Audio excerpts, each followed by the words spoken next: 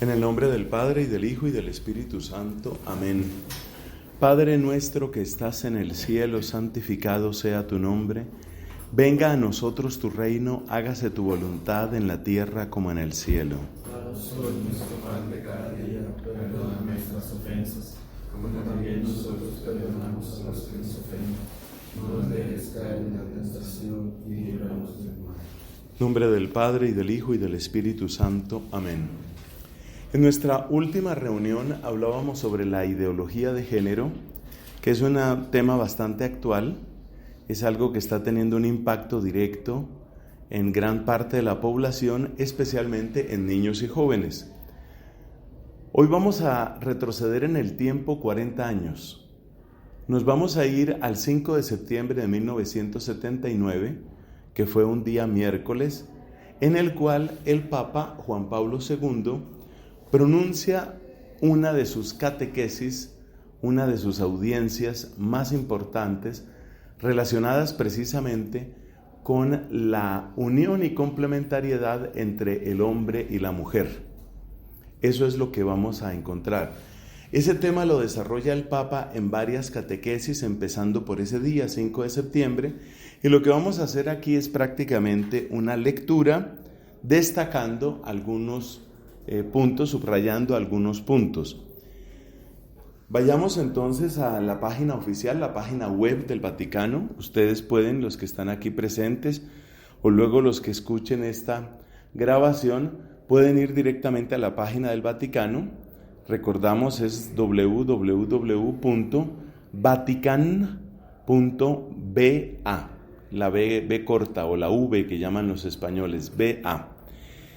Si usted entra ahí, usted se va a la sección de los sumos pontífices y ahí encuentra a Juan Pablo II, entra a la sección dedicada específicamente a él, se va a la parte de las audiencias y dentro de las audiencias se va al año 1979, repito, hace 40 años. Nos interesa esta fecha 5 de septiembre porque es aquí donde él empieza a tratar el tema del matrimonio, que es uno de los temas indudablemente centrales y en cierto sentido una aplicación destacada de todo este tema de la teología del cuerpo. Dice el Papa Juan Pablo: desde hace algún tiempo están en curso los preparativos para la próxima asamblea ordinaria del Sínodo de los Obispos, que se celebrará en Roma en el otoño del próximo año. El tema del sínodo de Muneribus Familiae Christianae, misión de la familia cristiana, concentra nuestra atención sobre esta comunidad de vida humana y cristiana que desde el principio es fundamental. Entonces, lo primero que hace el Papa en esa audiencia es aludir al sínodo que en ese momento pues estaba en preparación, el sínodo de 1980 sobre la familia. Este sínodo es el que luego va a dar origen a la exhortación apostólica Familiaris Consortio, que es uno de los documentos de perpetua referencia y ciertamente es uno de los documentos detestados por los que promueven ideología de género y por los que son contrarios a este tipo de pensamiento. Entonces dice el Papa, precisamente de esta expresión desde el principio se sirvió el Señor Jesús en el coloquio sobre el matrimonio referido en el Evangelio de San Mateo y en el de San Marcos. Es cuando los fariseos le preguntan si es lícito separarse de la mujer por cualquier motivo.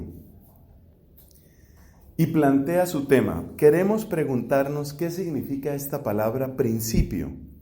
Queremos además aclarar por qué Cristo se remite al principio, precisamente en esta circunstancia, y por tanto nos proponemos un análisis más correspondiente un análisis más preciso del correspondiente texto de la Escritura. Entonces vemos que el tema central aquí va a ser el principio. Eso es lo que nos va a interesar. ¿Por qué? Porque las realidades humanas y sociales están siempre sometidas a muy diversos cambios, tendencias, intereses, presiones. Entonces, por debajo de todas esas presiones, por debajo de todos esos intereses, ¿Se puede identificar algo firme? Esa es la perspectiva que toma el Papa Juan Pablo II. Jesucristo se refirió 2 veces al principio durante la conversación con los fariseos que le presentaban la cuestión sobre la indisolubilidad del matrimonio. Y entonces lee el texto. Aquí aparece el texto. Eso está en el capítulo 19 de San Mateo a partir del versículo 3 o en el capítulo 10 de San Marcos a partir del versículo 2. Aquí leemos la versión de San Mateo. Se le acercaron unos fariseos con propósito de tentarle y le preguntaron: ¿es lícito repudiar a la mujer por cualquier causa? Él respondió: ¿no habéis leído que al principio el Creador los hizo varón y hembra?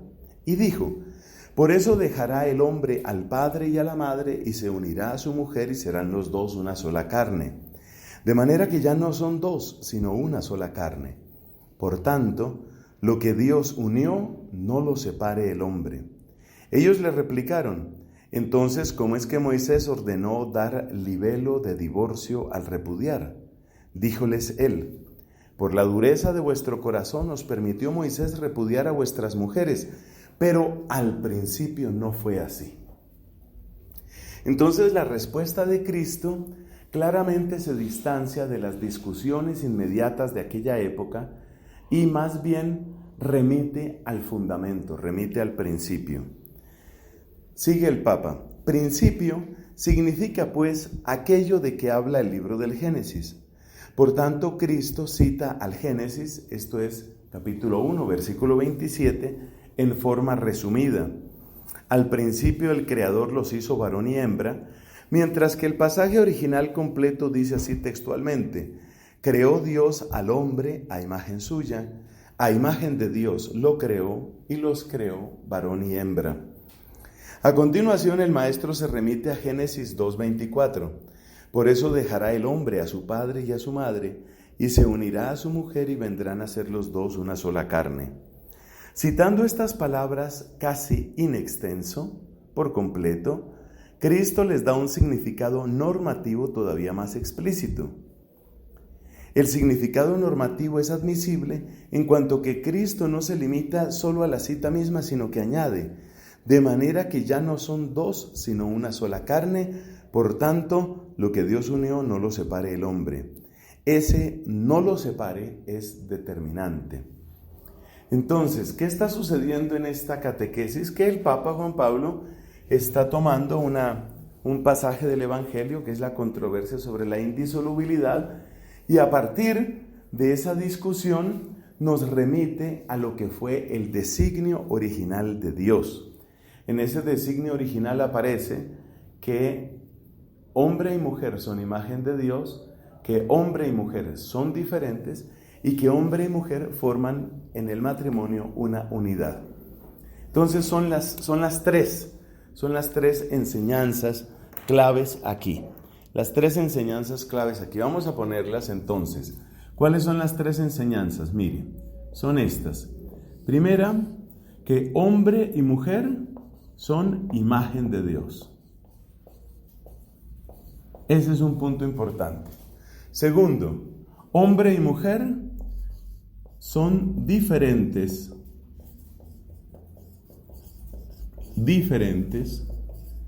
y hombre y mujer se complementan porque llegan a constituir una unidad tan fuerte, una unidad tan perfecta que está más allá de las fuerzas humanas el separarla.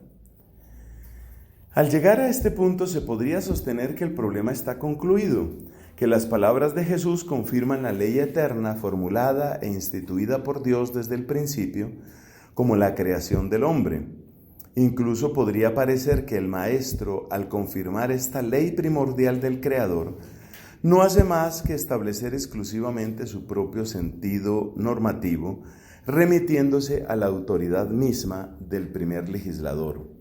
Sin embargo, esa expresión significativa desde el principio, repetida 2 veces, induce claramente a los interlocutores a reflexionar sobre el modo en que Dios ha plasmado al hombre en el misterio de la creación como varón y hembra, para entender correctamente el sentido normativo de las palabras del Génesis. Y esto es tan válido para los interlocutores de hoy como lo fue para los de entonces. Básicamente el Papa nos está diciendo, no nos quedemos solo en la discusión que tenían en ese momento, que era el tema del matrimonio, sino vayamos a qué es lo que Dios ha querido del hombre y la mujer. Y entonces luego anuncia el Papa que en las catequesis sucesivas, dice él, en las catequesis sucesivas vamos a seguir tratando sobre este tema del principio. Y efectivamente, si nosotros vamos al 14, tenemos aquí, del 5 pasamos al 12, obviamente, una semana después, encontramos la continuación de esta catequesis del Papa. Entonces, ¿qué tenemos en esa? Esto fue el 5 de septiembre del 79. La siguiente catequesis que nos interesa es la del 12 de septiembre, y este ejercicio nos va a permitir ver cómo desarrollaba Juan Pablo II, a partir de la Sagrada Escritura, cómo iba desarrollando el tema de lo que hoy conocemos como teología del cuerpo. 12 de septiembre del 79. Vamos a ver qué nos aporta esta nueva catequesis, que obviamente pues fue una semana después. Este tema, lo voy a decir por una última vez, este tema a mí me asombra porque estamos hablando de enseñanzas exactamente hace 40 años. Y mire cómo esto va apareciendo y cómo tiene una tremenda actualidad. El miércoles pasado, dice él, comenzamos el ciclo de reflexiones sobre la respuesta que Cristo Señor dio a sus interlocutores acerca de la pregunta sobre la unidad e indisolubilidad del matrimonio. Entonces, al principio de su catequesis, pues él está haciendo como un resumen de lo anterior. No nos vamos a detener en este momento en ese resumen. Luego dice, desde el punto de vista de la crítica bíblica, es necesario recordar inmediatamente que el primer relato de la creación del hombre es cronológicamente posterior al segundo. Recordamos que en el capítulo primero del Génesis hay un relato donde se habla de cómo se creó al hombre, y en el segundo capítulo del Génesis aparece un segundo relato. El origen de este último, o sea, del segundo relato, es mucho más remoto. Este texto más antiguo se define yavista porque para nombrar a Dios se sirve del término Yahvé.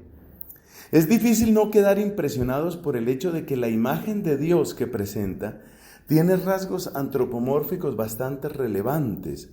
Efectivamente, entre otras cosas, leemos allí que formó Yahvé Dios al hombre del polvo de la tierra y le inspiró en el rostro aliento de vida. Respecto a la descripción, el primer relato, es decir, precisamente el considerado cronológicamente más reciente, es mucho más maduro, tanto por lo que se refiere a la imagen de Dios como por la formulación de las verdades esenciales sobre el hombre. Este relato proviene de la tradición sacerdotal y al mismo tiempo eloísta de Elohim, término que emplea para nombrar a Dios. Entonces, primer relato que aparece en el capítulo primero, el que uno se encuentra primero en la Biblia es el eloísta, y es con un lenguaje un poco más abstracto.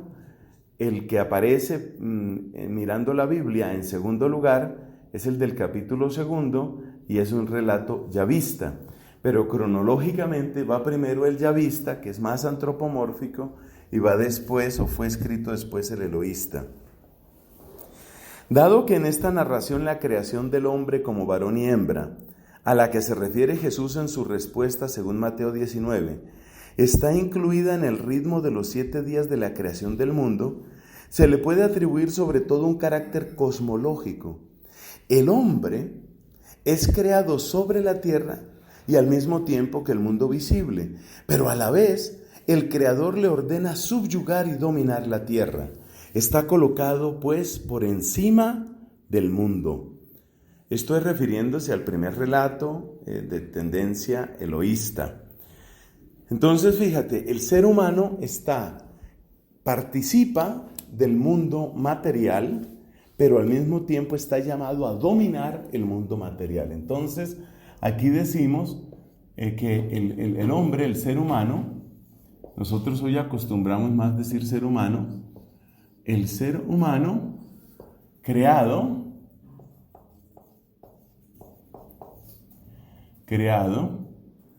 como lo demás,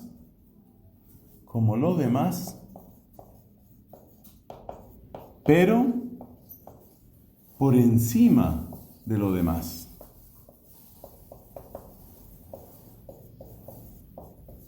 Pero por encima de lo demás. El ser humano creado como lo demás, pero por encima de lo demás. Es decir, este es el enunciado de la dignidad del ser humano. El ser humano participa en cuanto cuerpo, participa de la realidad material de todo lo otro creado, pero está por encima porque recibe de Dios un mandato específico de dominar al resto de la creación. Aunque el hombre esté tan estrechamente unido al mundo visible, sin embargo la narración bíblica no habla de su semejanza con el resto de las criaturas, sino solamente con Dios. Ese por encima está fundamentado en el hecho de que solo del hombre, solo del ser humano se dice, es imagen de Dios. En el ciclo de los 7 días de la creación es evidente una gradación precisa. Hay un ascenso, ¿no? En cambio, el hombre no es creado según una sucesión natural, sino que el Creador parece detenerse antes de llamarlo a la existencia, como si volviese a entrar en sí mismo para tomar una decisión. Hagamos al hombre a nuestra imagen y a nuestra semejanza. Es decir, hay un salto cualitativo entre el resto de la creación y el ser humano. El nivel de ese primer relato de la creación del hombre, aunque cronológicamente posterior, es sobre todo de carácter teológico. De esto es índice la definición del hombre sobre la base de su relación con Dios. A imagen de Dios lo creó, que incluye al mismo tiempo la afirmación de la imposibilidad absoluta de reducir el hombre al mundo. Fíjate cómo va a ser la dignidad del ser humano la que permite decir, nosotros no somos simplemente cuerpo, por eso no nos podemos volver simplemente mercancía, uso, placer. Esa es la línea que lleva el Papa. Si el ser humano no es reducible al mundo, entonces el ser humano tampoco es simplemente mercancía, uso o juguete de placer. Y esto vale, pues obviamente, para el hombre y para la mujer. Para el hombre y para la mujer. Entonces, aquí empieza a establecerse el primer fundamento que dice el Papa, es un fundamento teológico. El hombre, el ser humano, no es mercancía, ni es uso, ni es placer. Uso sería como herramienta. Entonces vamos a escribir ese punto acá porque es profundamente liberador. Entonces, el ser humano, y aquí decimos, no es una mercancía que se compra y se vende. No es una herramienta que se usa, como en la esclavitud. No es un juguete, ¿cierto? Un juguete que proporciona simplemente entretenimiento o placer.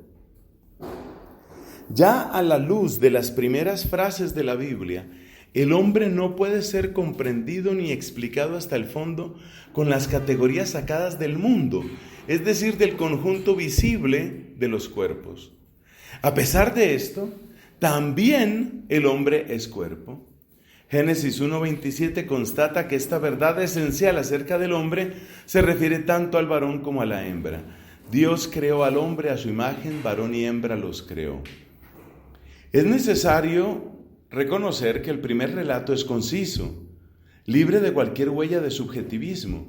Contiene solo el hecho objetivo y define la realidad objetiva, tanto cuando habla de la creación del hombre, varón y hembra, imagen de Dios, como cuando añade poco después las palabras de la primera bendición. Y los bendijo Dios diciéndoles: procread y multiplicaos y henchid la tierra, sometedla y dominad. Ahí está. ¿Por qué esta insistencia del Papa de que se trata de un dato objetivo? Porque los datos objetivos son vinculantes. Esa es la característica que tienen. Lo subjetivo no es vinculante. Fíjate que cuando en una discusión una persona le dice al otro: no, eso que tú dices es muy subjetivo. ¿Qué se le está diciendo? Es simplemente tu opinión, es lo que tú crees. Si yo, por ejemplo, digo: no, hay que cambiar la Constitución de Colombia, esa es tu opinión, tú tienes esa idea, es una idea que tú tienes. Falta ver si hay argumentos que la apoyen o no la apoyen. Pero evidentemente, por solo que tú lo digas, no se está afirmando nada. Entonces, cuando el Papa dice aquí que estamos ante un dato objetivo, se está diciendo que estas afirmaciones no provienen de una preferencia cultural, no provienen de un gusto particular, no provienen de un interés parcial, sino que resultan normativos en esa época y resultan normativos en esta época. Entonces, tomando nuestro análisis, nuestro pequeño desarrollo, si el ser humano no es mercancía, no es herramienta, no es juguete, esto no es simplemente porque no conviene en este gobierno, o no conviene para esta raza, o no conviene dentro de esta religión. Esto es algo general, es algo universal. El primer relato de la creación del hombre, que como hemos constatado es de índole teológica, esconde en sí una potente carga metafísica. No se olvide que precisamente este texto del libro del Génesis se ha convertido en la fuente de las más profundas inspiraciones para los pensadores que han intentado comprender el ser y el existir. A pesar de algunas expresiones pormenorizadas y plásticas del pasaje, el hombre está definido allí ante todo en las dimensiones del ser y del existir, lo que en latín se dice esse, con doble S. Está definido de modo más metafísico que físico. Al misterio de su creación, a imagen de Dios lo creó, corresponde la perspectiva de la procreación. Procread y multiplicaos y henchid la tierra. De ese devenir en el mundo y en el tiempo, de ese fieri significa hacerse en latín, que está necesariamente unido a la situación metafísica de la creación del ser contingente. Es decir, que estas realidades que encontramos, estas realidades fundamentales del ser humano, nos están hablando al mismo tiempo de lo que nosotros somos y de lo que nosotros podemos llegar a ser como seres humanos. Y el hombre llega a ser, como humano, fundamentalmente, en primer lugar, por la procreación. La desaparición de la procreación es la desaparición de la humanidad. Se puede decir con certeza, me salto algunas frases, se puede decir con certeza que el primer capítulo del Génesis ha formado un punto indiscutible de referencia y la base sólida para una metafísica e incluso para una antropología y una ética. Bueno, entonces estos son algunos de los datos que nos da esta catequesis que fue del 12 de septiembre. El 5 de septiembre encontramos el tema del principio, el 12 de septiembre encontramos la fundamentación de la dignidad humana. Y nos damos cuenta que esa fundamentación no es un dato simplemente subjetivo, no es una preferencia subjetiva, sino que tiene una connotación objetiva, normativa, permanente y por consiguiente tan válida en nuestra época como en otras épocas. Bueno, ahora en la siguiente catequesis, nosotros vamos a avanzar unas cuantas catequesis aquí, sobre todo por ver el estilo, podríamos decir el estilo de la enseñanza de San Juan Pablo II y lo que eso nos aporta. El estilo de su enseñanza y lo que eso nos aporta. Entonces, el 19 de septiembre él continúa y dice que respecto a las palabras de Cristo sobre el tema del matrimonio, hemos hablado al principio, intenta como recapitular estas dos catequesis que ya hemos hablado. Y ya habló del primer relato de la creación, lo que eso implica para la dignidad humana. Ahora va a referirse al segundo relato de la creación. El segundo relato de la creación del hombre, vinculado a la presentación tanto de la inocencia y felicidad originales como a la primera caída, tiene un carácter diverso por su naturaleza. Aún no queriendo anticipar los detalles de esta narración, debemos constatar que todo el texto, al formular la verdad sobre el hombre, nos sorprende con su profundidad típica, distinta de la del primer capítulo del Génesis. Se puede decir que es una profundidad de naturaleza, sobre todo subjetiva, y por lo tanto en cierto sentido psicológica. Vamos a ver qué significa aquí una profundidad subjetiva. El capítulo 2 del Génesis constituye, en cierto modo, la más antigua descripción registrada de la autocomprensión del hombre. Entonces, ¿qué es lo que aparece aquí? Digamos que en el primer relato de la creación aparece lo que el hombre es y lo que puede llegar a ser a través de la creación. En cambio, el segundo relato nos está presentando cómo se percibe el ser humano a sí mismo. Con una reflexión profunda sobre este texto, a través de toda la forma arcaica de la narración, que manifiesta su primitivo carácter mítico, encontramos allí en núcleo casi todos los elementos del análisis del hombre, a los que es tan sensible la antropología filosófica moderna y sobre todo contemporánea.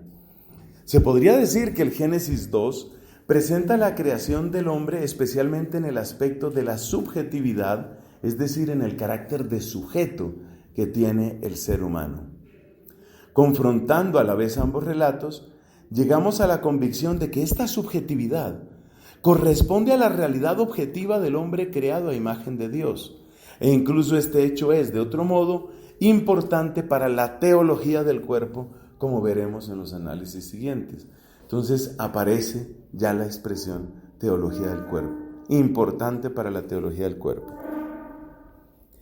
Es significativo que Cristo, en su respuesta a los fariseos, en la que se remite al principio, indica ante todo la creación del hombre con referencia a Génesis 1:27. El Creador al principio los creó varón y mujer. Solo a continuación cita el texto de Génesis 2:24. 2:24 es obviamente el segundo relato. Las palabras que describen directamente la unidad e indisolubilidad del matrimonio se encuentran en el contexto inmediato del segundo relato de la creación, cuyo rasgo característico es la creación por separado de la mujer, mientras que el relato de la creación del primer hombre se halla en Génesis 2:5-7. Este segundo relato es el que presenta por separado la creación del hombre y de la mujer. El primer relato dice: a imagen de Dios los creó, hombre y mujer los creó. Ese es Génesis 1:27, primer relato. En cambio, en el segundo relato aparece primero la creación del hombre en Génesis 2:5-7 y luego la creación de la mujer, Génesis 2:18-23.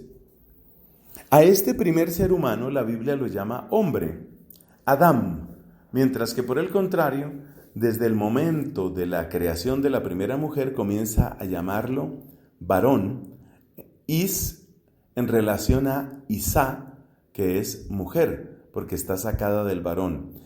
Y es también significativo que, refiriéndose al Génesis 2:24, Cristo no solo une el principio con el misterio de la creación, sino también nos lleva, por decirlo así, al límite de la primitiva inocencia del hombre y del pecado original. A ver, expliquemos un poquito esa parte del hebreo. Resulta que en Génesis 2, 5, 7, te encuentras con que el primer hombre es llamado Adán. Pero después de la creación de la mujer, entonces más bien a él se le nombra Is, que significa varón, y a ella se le nombra Isá, que significa mujer. Literalmente, Isá es el femenino de Is, como si se dijera varona. Entonces, ¿hacia dónde va esta reflexión del Papa? A que cuando se habla de la creación del hombre en Génesis 2, del 5 al 7, se utiliza un término genérico, como decir ser humano, mientras que cuando se habla de la diferenciación, es ahí donde se utiliza Is e Isá. Ahí es donde aparece varón y hembra. Eso quiere decir que dentro del mismo relato hay una especie de complejidad, porque aunque Adán aparece como si fuera varón, la expresión que se utiliza realmente equivale a ser humano, mientras que después de que aparece la mujer, entonces sí se utilizan las expresiones varón y hembra, varón y hembra. ¿Con esto qué se está evitando? Con esta aclaración, ¿qué se está evitando? Se está evitando que se exagere la primacía cronológica del varón sobre la hembra. Porque lo que aparece no es la primacía cronológica del varón sobre la hembra, no es eso lo más importante, sino la primacía lógica entre el hecho de que somos humanos y luego somos hombre y mujer. Primero somos humanos, ¿cierto? Entonces, ante todo, somos humanos. Ante todo, somos Adán. Ante todo somos Adán. Y después, Is e Isá.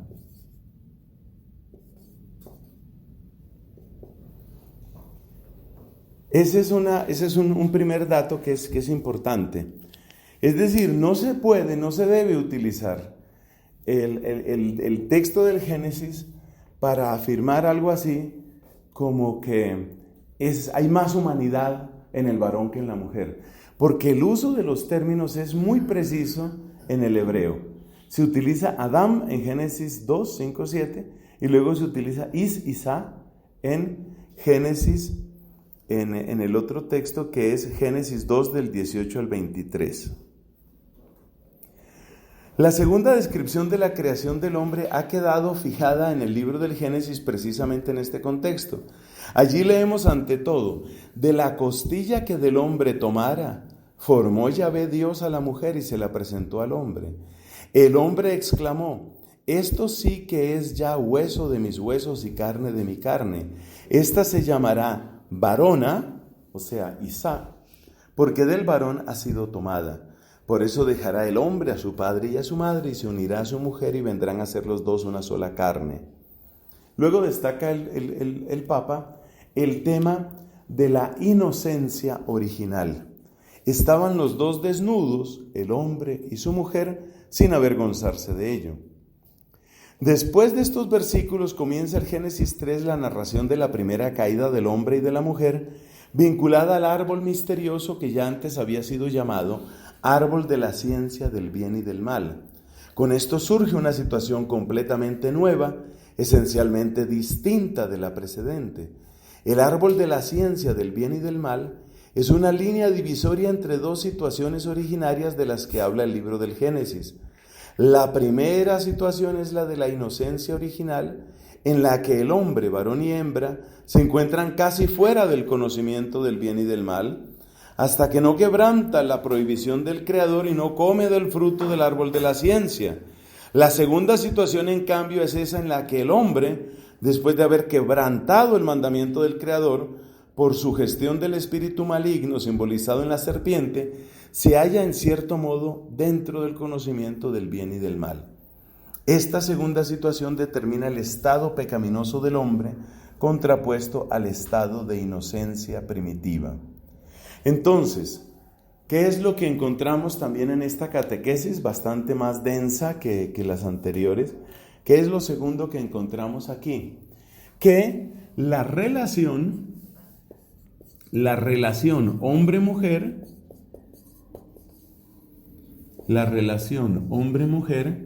será afectada a fondo. ¿Por qué? Por el pecado. A fondo por el pecado. Esta parte es clave. A fondo se verá afectada por el pecado. Entonces, hay un estado de inocencia original, que es el que se describe por la metáfora de la desnudez, y hay otra situación que se presenta ya después del pecado.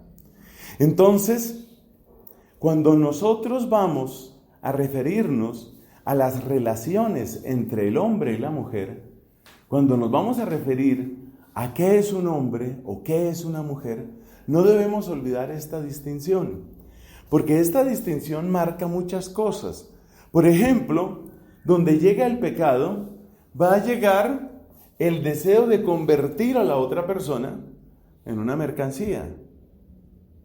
Entonces, donde está el pecado, a mí no me interesa quién eres tú, sino me interesa qué valor puedo sacar yo de ti, o me interesa qué utilidad puedo sacar de ti, o me interesa qué placer puedo sacar de ti. Entonces, es necesario tener en cuenta esta realidad del pecado, hay que tenerla en cuenta, porque si no, caeríamos en el peligro de tomar como normativa la situación del hombre caído en pecado. Considerar que esa es la norma. Como si usted llegara a un pueblo o llegara a un país y usted dice, no, pues aquí todo el mundo roba. Entonces quiere decir que lo normal aquí es robar. No, señor, usted tiene que remontarse de la situación presente, marcada por el pecado. Usted tiene que remontarse para llegar a una situación anterior y darse cuenta en qué momento y de qué forma las cosas se dañaron. Eso es lo que usted tiene que hacer. Y si usted no hace ese ejercicio, entonces pues usted seguramente está cometiendo un grave error. Vamos a ver dónde encontramos aquí. Entonces nos vamos a la catequesis siguiente, que es la catequesis del 26 de septiembre, para ver cómo se va desarrollando este tema. Esta es la estructura, este es el estilo de la enseñanza de Juan Pablo II, que como vemos, al mismo tiempo está utilizando fuentes bíblicas y está destacando pues las reflexiones y las consecuencias filosóficas, éticas que tienen estas fuentes bíblicas. Entonces vamos a intentar avanzar aquí otro poco. Nos vamos para la siguiente catequesis, que fue la del 26 de septiembre del 79. 26 de septiembre del 79. Y ahí volvemos al tema de la indisolubilidad. Cuando Cristo se refiere al principio, lleva a sus interlocutores a superar en cierto modo el límite que en el libro del Génesis hay entre el estado de inocencia original y el estado pecaminoso. A ver, eso es lo que encontramos acá, al final de la catequesis del 19. Como hay una nueva situación, esa nueva situación se llama el pecado. Como hay una nueva situación, lo que nos está diciendo el Papa es que Cristo, en el fondo, está criticando la perspectiva de los fariseos y les dice, ustedes están razonando desde el pecado, desde la realidad de pecado, como la persona que llega, según la comparación que hago, como la persona que llega a un país y dice, aquí todo el mundo roba. ¿Y qué tal que tomáramos esta discusión? ¿Es más grave robar por la mañana o robar por la tarde? A ver, discutamos eso. ¿Usted qué cree? No, yo creo que es más grave robar por la mañana. Porque ¿qué tal que una persona necesite alimentarse? No, se le afecta más. No, yo creo que es más grave robar por la tarde porque va a tardar más tiempo en descubrir el robo. No, es más grave por la mañana, es más grave por la tarde. Y seguimos dentro de una discusión que en el fondo no aborda el problema central. ¿El problema central cuál es? El robo. Hombre, que se está robando. Entonces, cuando Cristo habla de que es necesario ir al principio, lo que está diciendo es: no se quede usted en la realidad actual, la realidad de pecado actual. Que en la realidad de pecado actual, seguramente usted ha pecado contra su mujer. En la realidad de pecado actual, tal vez ella lo ha decepcionado a usted. Ella también tiene sus pecados, usted también tiene sus pecados. Pero tenemos que mirar más allá de la realidad del pecado presente. Por eso dice el Papa: cuando Cristo se refiere al principio, lleva a sus interlocutores a superar el límite que en el libro del Génesis hay entre el estado de inocencia original y el estado pecaminoso que comienza con la caída original. Entonces, la primera idea importante que tenemos aquí es: hay que superar, ¿cierto? Hay que superar los razonamientos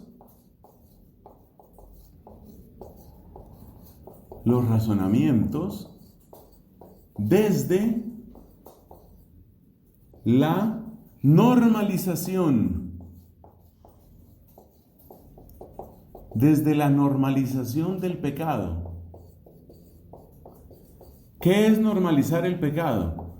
Normalizar el pecado es, pues lo que hemos dicho, ¿no? En el país donde todo el mundo roba. La normalización del pecado es algo que no ha hecho sino multiplicarse desde la época en que el Papa pronunció estas catequesis. Normalizar el pecado es considerar el hecho como norma. El hecho como norma. ¿Qué quiere decir eso? Por ejemplo, relativo a estos temas del cuerpo y del sexo. Hombre, la gente ve pornografía y va a seguir viendo pornografía. Entonces, nosotros tenemos que aceptar eso como un hecho. Es muy interesante ver que en los intentos tristemente exitosos en muchos casos de legalización del aborto, la normalización del pecado es continua. La gente va a abortar. Puesto que la gente va a abortar, se toma eso como premisa, puesto que la gente va a abortar, entonces vamos a ver cómo hacemos para que aborten de una manera que sea limpia. Pues será limpia, digamos, entre comillas, para la mujer. Para la mujer va a ser limpia, supongamos que eso puede ser, aunque todos sabemos del daño psicológico espantoso, brutal que va a tener la mujer. Pero supongamos que eso se pudiera para la mujer. Dígame qué limpieza hay en que lo maten a usted. Entonces vamos a lograr una muerte limpia. Y es curioso porque las muertes limpias han sido una obsesión de muchos déspotas, de muchos tiranos en muchas épocas. Por ejemplo, el Holocausto fue el intento de lograr muertes eficientes y limpias.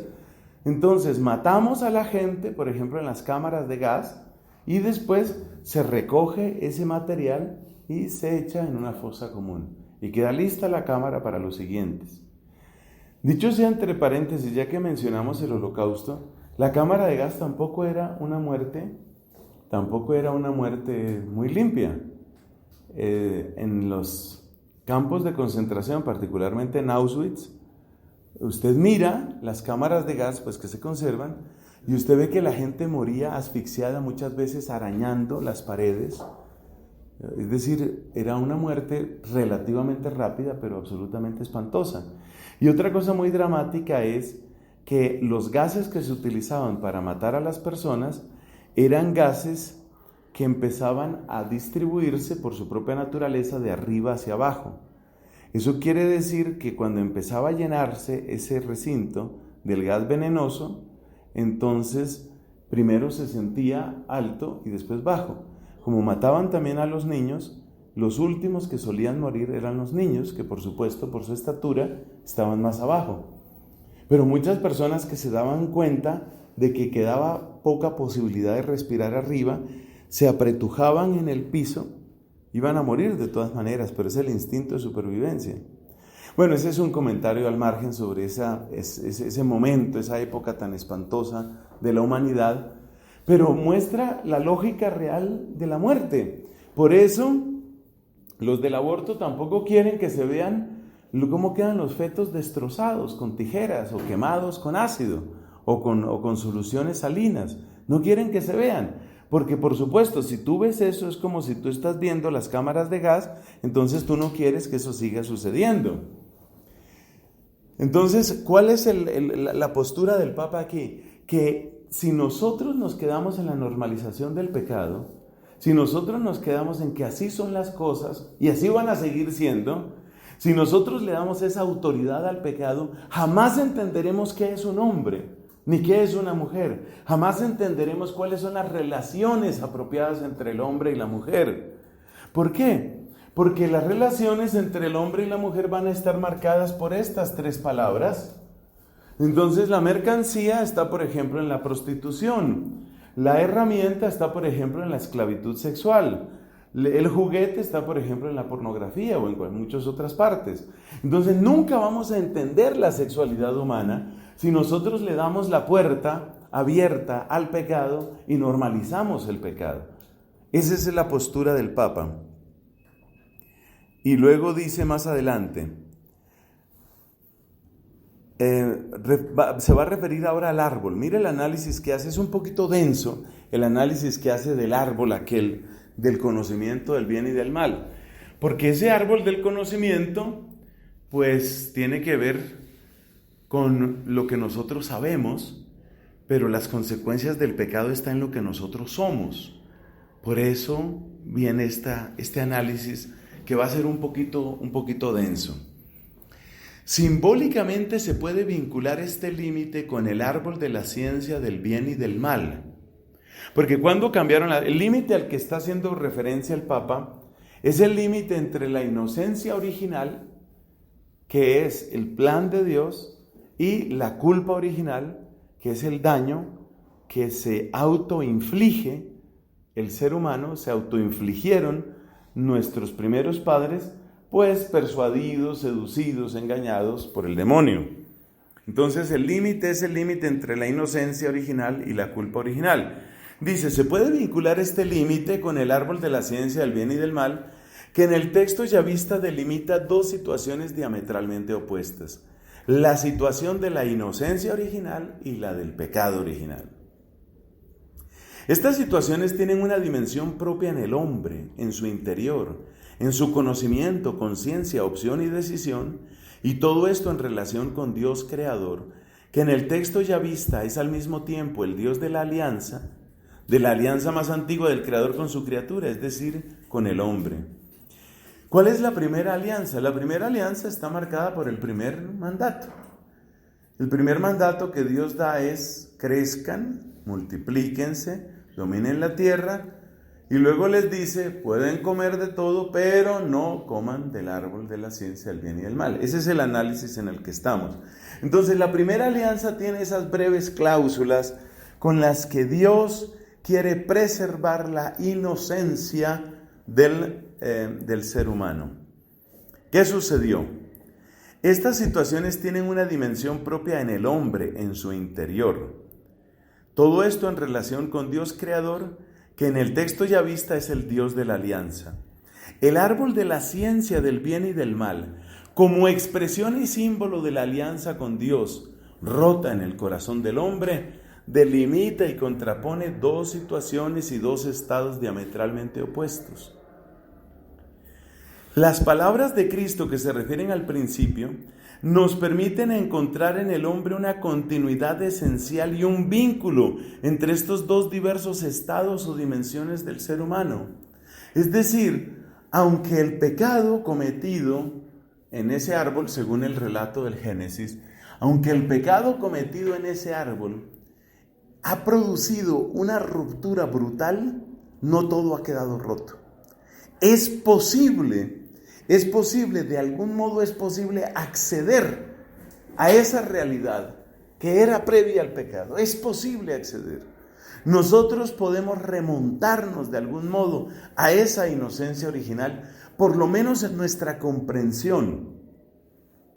Y esa capacidad humana de remontarnos al estado original es fundamental, porque es en ese estado original donde nosotros vamos a encontrar el plan original de Dios. Es donde vamos a encontrar cuál es el querer de Dios. Entonces es necesario que nosotros escribamos aquí que con el pecado se ha dado una ruptura. Se ha dado una ruptura, ¿cierto? Por eso ha utilizado varias veces la expresión diametralmente opuestas. Se ha dado una ruptura entre inocencia y culpa. Entre inocencia y culpa. Pero es posible acceder. Es posible acceder, al menos en parte,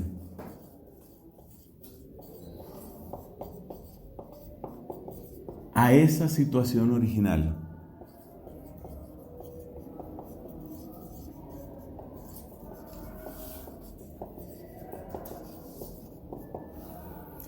Algo podemos comprender.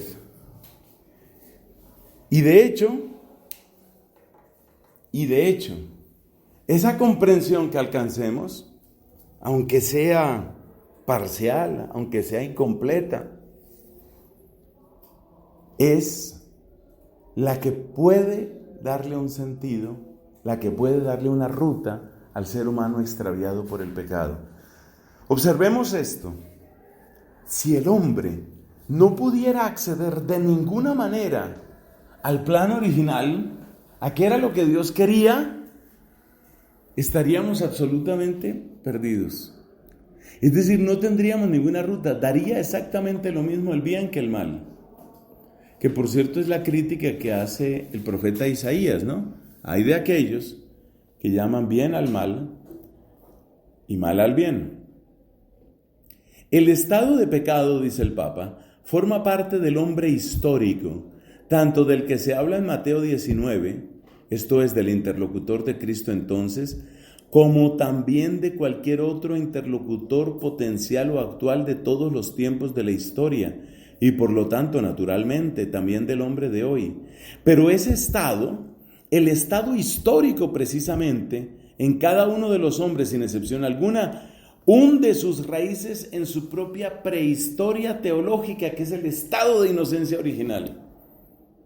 Es decir, usted y yo, cada uno de nosotros tiene una historia en la que hay pecado y sufrimos consecuencias de pecados de otros y consecuencias del pecado original y consecuencias de pecados familiares. Eso existe en nuestra vida, eso se ha dado en nuestra vida, claro que se ha dado. Pero, dice aquí, en cada uno de los hombres ese estado histórico hunde sus raíces en su prehistoria teológica. Hay algo dentro de ti, hay algo. Sí, hay algo dentro de ti que tú puedes descubrir. Y ese algo que tú descubres, incluso dentro de ti mismo, es lo que te puede servir de ruta para saber a dónde ir. Si tú estuvieras simplemente al garete de las fuerzas del mal, al garete de la mercancía, las herramientas y los juguetes, si ese es tu único mundo, tú no sabrías o no podrías realmente tomar una ruta. Muchas veces en el mundo pagano, en el mundo del paganismo, encontramos exactamente esto. Es decir, encontramos sociedades enteras construidas simplemente sobre el uso, sobre el comercio, sobre la explotación de otros seres humanos. Esa es la historia de la humanidad. Pero la humanidad puede recuperar su rumbo si cae en cuenta de que más allá de lo que yo soy históricamente, yo tengo también raíces que van más allá de lo que siempre ha sucedido. Siempre se ha robado, sí, en todas partes se roba. Siempre ha habido corrupción, sí. Hay indecencia, vulgaridad, obscenidad por todas partes, sí. Pero tiene que ser así. ¿Es la única manera de ser? ¿Cuál es la verdad que está más adentro, que está más abajo de eso que yo he conocido como historia? No se trata aquí de sola dialéctica entre historia y prehistoria. Las leyes del conocer corresponden a las del ser. Es imposible entender el estado pecaminoso de la historia, histórico, sin referirse o remitirse al estado de inocencia original y fundamental. Este es el gran presupuesto. Entonces, ¿en dónde hay que explicar, en dónde hay que fundamentar estas tres palabras que pusimos aquí? Que el ser humano es imagen, que hombre y mujer son imagen, que hombre y mujer son diferentes y que hombre y mujer son complementarios. ¿Eso dónde lo vamos a fundamentar? No lo vamos a poder fundamentar simplemente en la historia, en la ruptura. En la ruptura no lo vamos a poder fundamentar. ¿Por qué? Porque si usted piensa, por ejemplo, la diferencia, ¿cómo se mira la diferencia entre hombre y mujer desde los lentes del pecado? ¿Cómo se mira? Se mira simplemente como una preferencia de placer.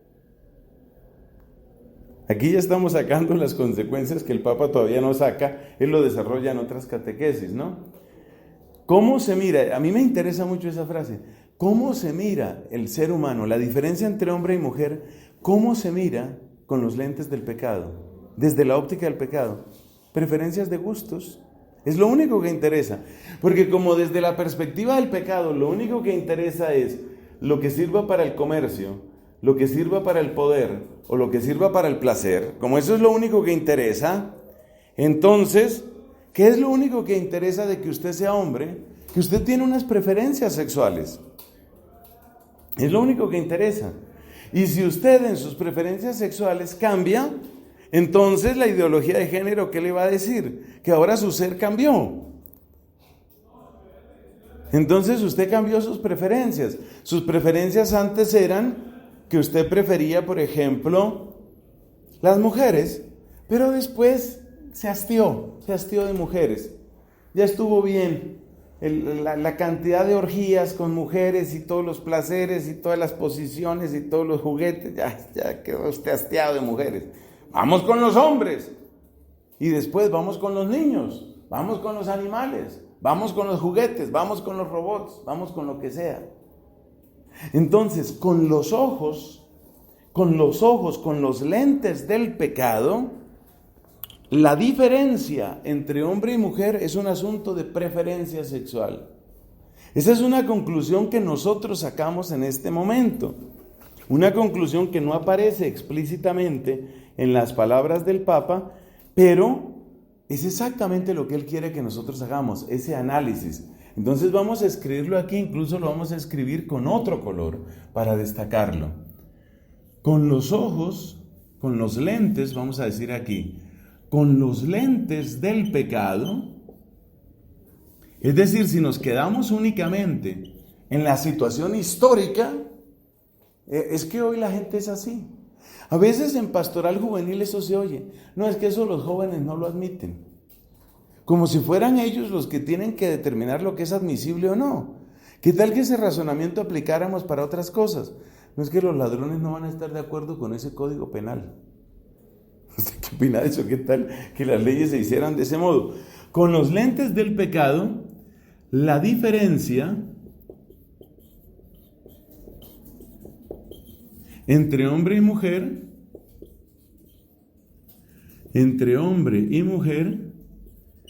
se desvanece.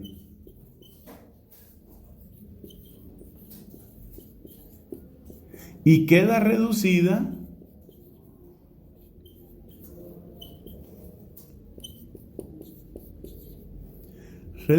a preferencias sexuales. Eso es lo único que interesa. Lo único que interesa ahí. Es normal entonces que desde el razonamiento que se centra únicamente en la condición actual y que es incapaz de remontarse al plan original de Dios, desde ese razonamiento es evidente que tendremos que llegar a lo que antes hemos explicado sobre ideología de género. A donde vamos a llegar es simplemente al género fluido. ¿Por qué? Porque los gustos pueden cambiar infinitamente. ¿Quiero sexo con una mujer? No, mejor 2 mujeres. Espérate, mejor una mujer y un hombre. Más variadito. Tráigale aquí a este banquete de placer, tráigame un transexual y una niña chiquita de una vez. Ese es el único destino de la humanidad si se elimina la posibilidad de ir a un fundamento que esté más allá de la pura facticidad.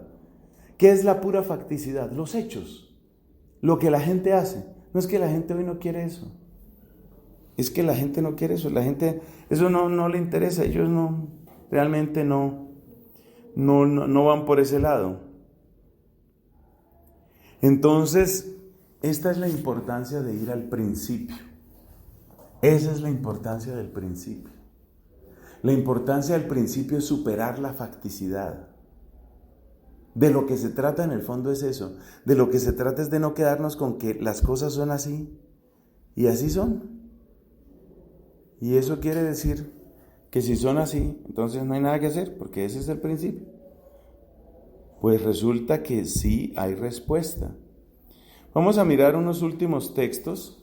Yo creo que esto nos ha ilustrado mucho sobre cómo plantea Juan Pablo II. Yo debo manifestar mi admiración por este estilo profundo. Este es un modo profundo de enseñar. Y yo lamento mucho que este tipo de enseñanza profunda a veces no la estamos encontrando hoy. A veces daría la impresión de que la enseñanza se reduce simplemente a constatar hechos. No, es que hoy es así. Hoy es así. Después de ese 26 de septiembre del 79, la siguiente catequesis que encontramos tiene que ver con la soledad del hombre. Ese hombre que necesita, que añora, que busca un complemento. Vamos a ver qué tiene que decirnos el Papa Juan Pablo II sobre esto. Esta es catequesis del 10 de octubre del mismo año, por supuesto, 10 de octubre de 1979. Vamos a hablar sobre el tema de la soledad. Esa soledad, ¿qué quiere decir la soledad? Entonces esto es 10 de octubre de 1979. ¿Qué quiere decir esa soledad? Dice aquí el Papa: a estas palabras sobre el principio se refirió el Señor Jesús en su conversación sobre la indisolubilidad del matrimonio. Pero la conclusión a la que hemos llegado no pone fin a la serie de nuestro análisis. Debemos leer de nuevo las narraciones del capítulo 1 y 2 del libro del Génesis en un contexto más amplio que nos permitirá establecer una serie de significados del texto antiguo. Por eso vamos a reflexionar sobre la soledad. Observemos que durante todas estas catequesis anteriores, la del 5, el 12, el 19 y el 26 de septiembre, el diálogo se establece o el desarrollo del tema se da a partir de hablar del principio y referirse al pecado. El pecado y el principio. Pero aquí la óptica cambia. El ser humano no es solo pecado. Si nosotros queremos irnos al plan original de Dios, una cosa que encontramos es que antes del pecado ya había otro drama. ¿Cuál era ese drama? La soledad. Y ese drama de la soledad va a ser interesante porque es el que nos va a ayudar a descubrir qué quiere decir aquello de que somos diferentes y somos complementarios. El punto de partida de esta reflexión nos lo dan directamente las siguientes palabras del libro del Génesis. No es bueno que el hombre, varón, en esa expresión hebrea, esté solo. Voy a hacerle una ayuda semejante a él. Esto está en el segundo relato del Génesis, es decir, Génesis 2:18.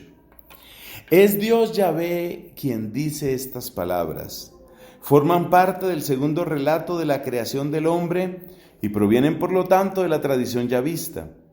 Como hemos recordado anteriormente, es significativo que, en cuanto al texto yavista, el relato de la creación del hombre es un pasaje aislado que precede al relato de la primera mujer. Además, es significativo que el primer hombre, Adán, creado del polvo de la tierra, solo después de la creación de la primera mujer es definido como varón. Así pues, cuando Dios Yahvé pronuncia las palabras sobre la soledad, las refiere a la soledad del hombre en cuanto tal y no solo del varón. Qué interesante. Un detallito exegético interesante. Acuérdese que en el segundo relato de la creación aparece primero la terminología Adán, que se suele traducir por hombre en el sentido de ser humano. Diríamos, miembro de la especie humana. Y después aparece la diferencia entre Is e Isá, que es la diferencia entre varón y mujer. Y entonces las palabras de la soledad, sobre la soledad, aparecen vinculadas a Adán, es decir, aparecen vinculadas a la condición genérica de la raza humana. Pero es difícil, basándose solo en este hecho, ir demasiado lejos al sacar las conclusiones. Sin embargo, el contexto completo de esa soledad de la que nos habla el Génesis puede convencernos de que se trata de la soledad del hombre, varón y mujer, y no solo de la soledad del hombre varón producida por la ausencia de la mujer. Parece, pues, basándonos en todo contexto, que esta soledad tiene dos significados. Entonces hay dos significados de soledad. Uno que se deriva de la misma naturaleza,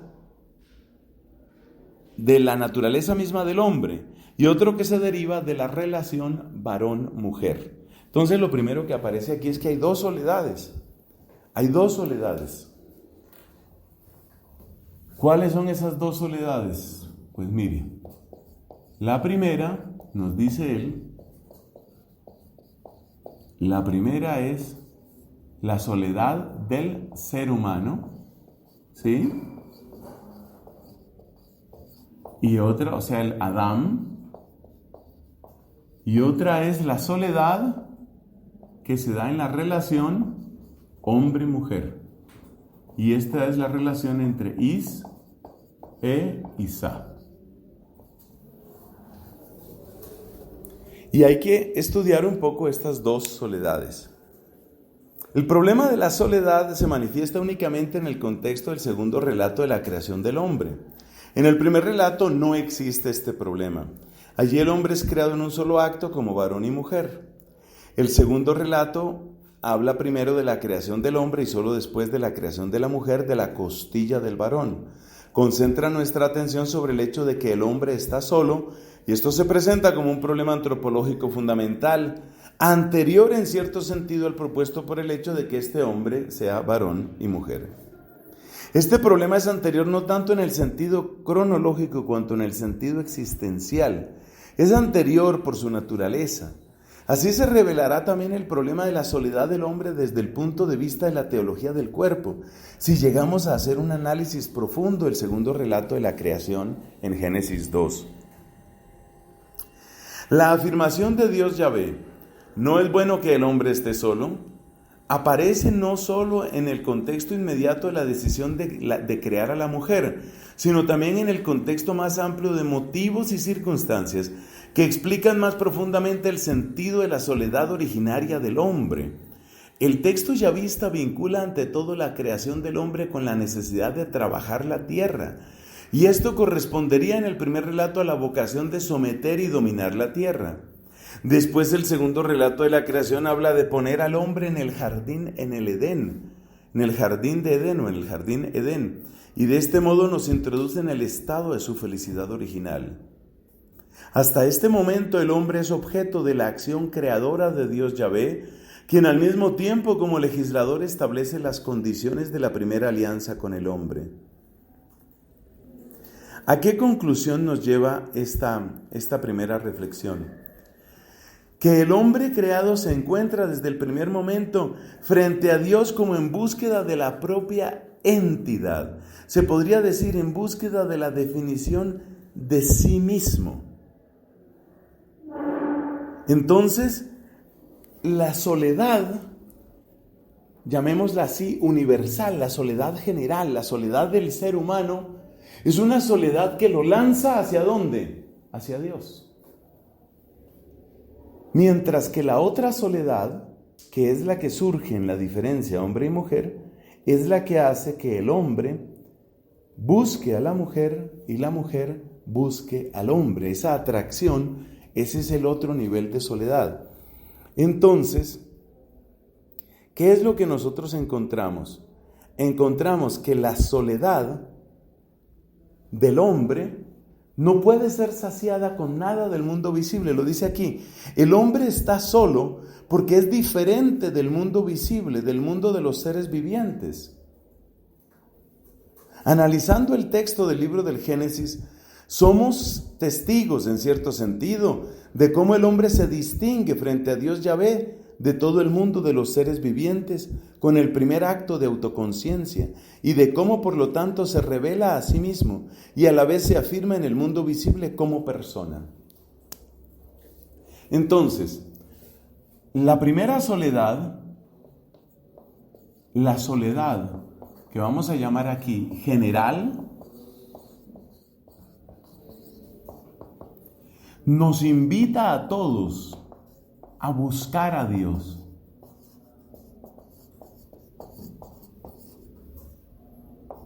A ir hacia Dios.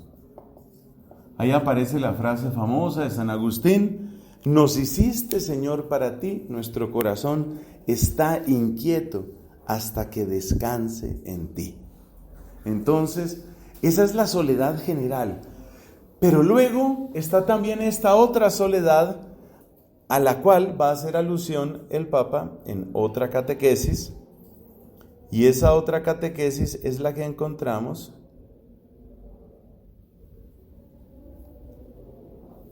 es que no quiero extenderme demasiado y es bueno mirarlo, sobre el significado de la soledad originaria del hombre. Entonces el 31 de octubre vuelve a tomar este tema de la soledad y nos dice, por ejemplo, en el número 3,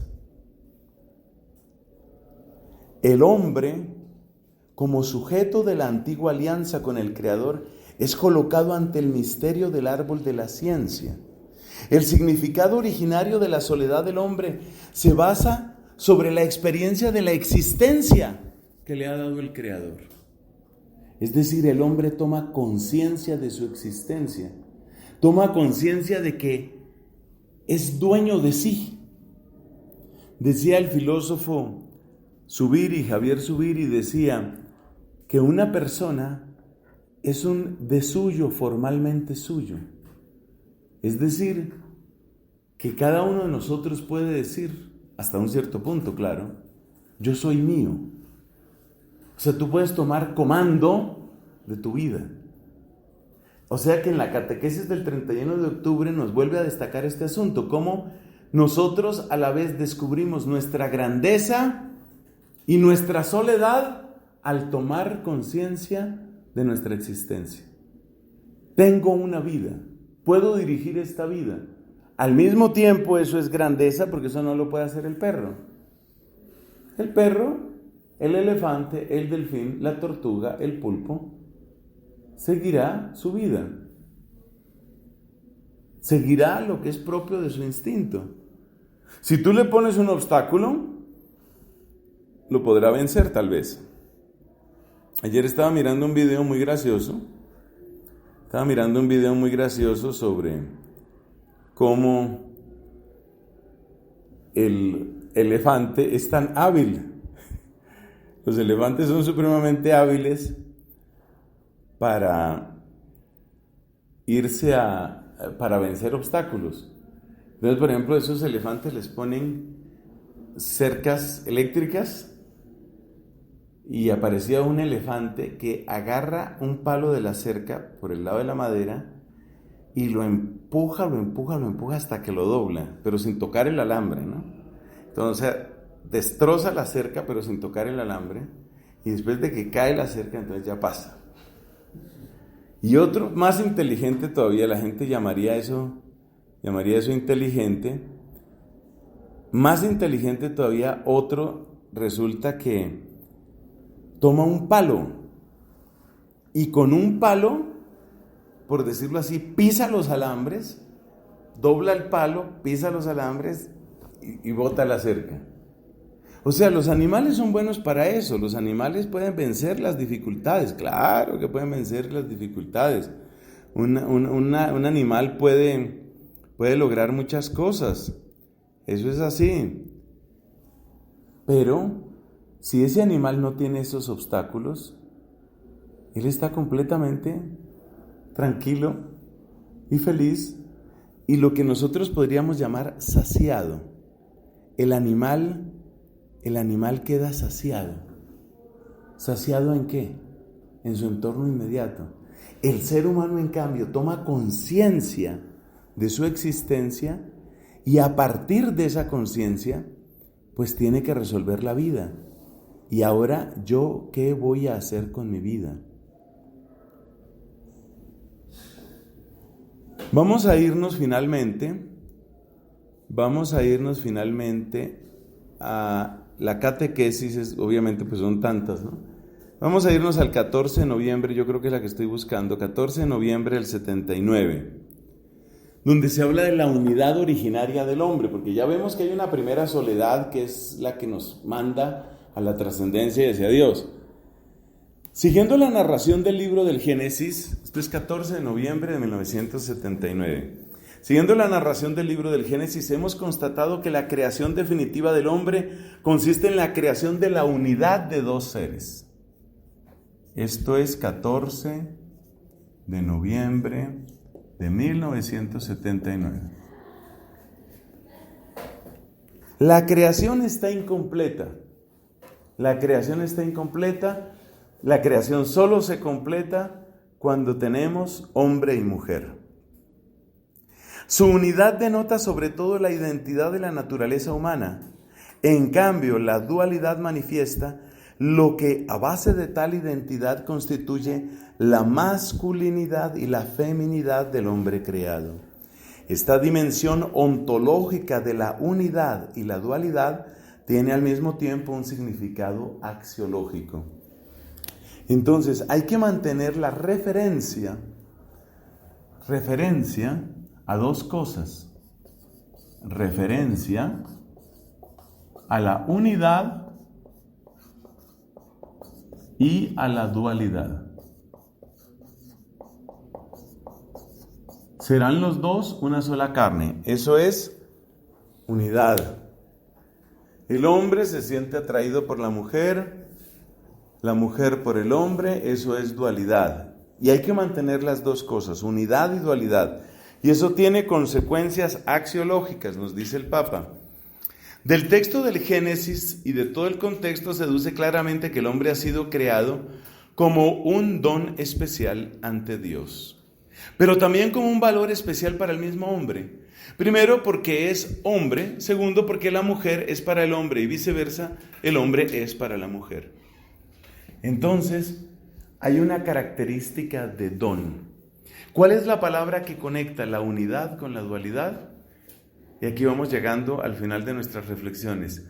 ¿Cuál es la palabra? Porque en matemáticas eso no tiene solución. El 1 es 1 y el 2 es el 2.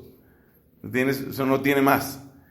Pero en este tema tan precioso de lo que es el hombre y lo que es la mujer, ¿qué es lo que hace que yo pueda hablar de que hay unidad porque los dos serán una carne y que hay dualidad porque él es él y ella es ella? ¿Qué es lo que puede hacer? ¿Cómo se conecta la unidad con la dualidad? Aquí aparece la palabra clave, don. Solo la palabra don es la que conecta. Solo la palabra don. Solo la palabra don es capaz de conectar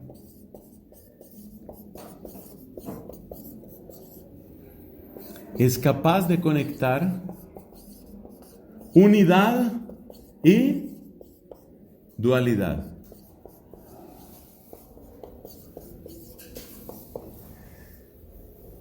Es decir, que en la medida en que el varón se convierte en un don para la mujer, hay unidad y dualidad entre ellos. Y en la medida en que la mujer se convierte en regalo, en don para el hombre, se cumplen la unidad y la dualidad. Pero esto también tiene una consecuencia que, según el lenguaje del Papa, es axiológica. ¿Y esa consecuencia cuál es? Hombre, que si se pierde el don, se daña la unidad, o se daña la dualidad, o se dañan ambos. Miremos por qué. ¿Qué pasa cuando el hombre no es un don para la mujer? Cuando el hombre no se entrega a la mujer. Entonces, él sí quiere seguramente que ella se le entregue, eso sí quiere, pero él no se entrega a ella. Como él quiere que ella se le entregue, pero él no se entrega, entonces él considera que todavía tiene espacio para que otra se le entregue y otra se le entregue. Entonces no va a haber dualidad, va a haber explotación de la mujer, va a haber uso de la mujer, va a haber humillación de la mujer, pero no va a haber dualidad, porque dualidad es de dos. No va a haber matrimonio, porque en la medida en que se rompió el don, en la medida en que este hombre dejó de entregarse, en esa medida desapareció la dualidad. Bueno, y si no se da infidelidad, ni poligamia, ni poliandría, de todas maneras se daña la dualidad. Sí, se daña la dualidad, o se daña la unidad. Porque ¿qué pasa, por ejemplo, con la unidad de cuerpos? Que eso será pues unidad sexual. ¿Qué pasa con la unidad de cuerpos si no hay don? Que nunca habrá unidad. Es un hombre gozando, es una mujer gozando, pero como decía una vez un sacerdote en una conferencia un poquito fuerte, decía, ese no es un acto sexual, ese no es bueno, sexual sí es, pero ese no es el acto sexual humano. Ese no es el acto sexual humano. Lo que está sucediendo cuando hay egoísmo es dos personas masturbándose. Eso es lo que existe. Porque falta el elemento de unidad. Y es que la unidad solo puede existir cuando hay entrega. La palabra clave es esta. La palabra clave es don. Y es este don el que va a remediar la soledad entre hombre y mujer. Es el don. Es el que se dé esa entrega plena. Entonces, donde se da esa entrega, ahí realmente se sana la soledad. Porque el don se da desde lo más profundo del propio ser. Y por consiguiente llega a lo más profundo del ser. Hay una comparación muy infantil. Si yo le voy a dar a usted por cualquier razón, por compra, por regalo, por lo que sea, yo le voy a dar a usted un billete, típicamente yo voy a sacar mi billete de mi billetera. Y lo que sale de una billetera llega a una billetera. Usted lo va a meter en su billetera. Lo que sale de una cuenta de banco llega a una cuenta de banco. Lo que sale de un corazón quiere llegar a un corazón. Lo que sale de lo profundo del ser, quiere llegar a lo profundo del ser. Entonces es el don el que sana la soledad, es el don el que rescata la soledad, es el don el que hace posible superar la soledad. Porque el don no es otra cosa sino el disponer de sí mismo para el bien de otro, para la alegría de otro. Y en la medida en que usted dispone de sí mismo, usted está tomando lo profundo de usted, y lo que sale de lo profundo de usted quiere llegar a lo profundo de la otra persona. Lo que sale de lo profundo del varón quiere llegar a lo profundo de la mujer. Lo que sale de lo profundo de la mujer quiere llegar a lo profundo del varón. Y es ahí donde se sana la soledad. Y es ahí donde vemos que realmente son diferentes y realmente son son complementarios. Este es como, podríamos decir, esta es una rebanada, esta es una porción de las enseñanzas de San Juan Pablo II sobre teología del cuerpo. ¿Qué hemos encontrado? Las ideas fundamentales han sido la necesidad de ir al principio, la necesidad de no quedarnos con que las cosas son así, eso es lo mismo que ir al principio, la soledad profunda que hay en el ser humano, que es soledad, que solo se sana con Dios, y luego la soledad que hay entre hombre y mujer y que solo se sana con el don. Por supuesto, para que este don llegue a ser verdadero don, tiene que fundarse en Dios. Entonces esto es lo que nos va a conducir a la teología matrimonial, si desarrollamos el tema de esa manera. Gloria al Padre, al Hijo y al Espíritu Santo.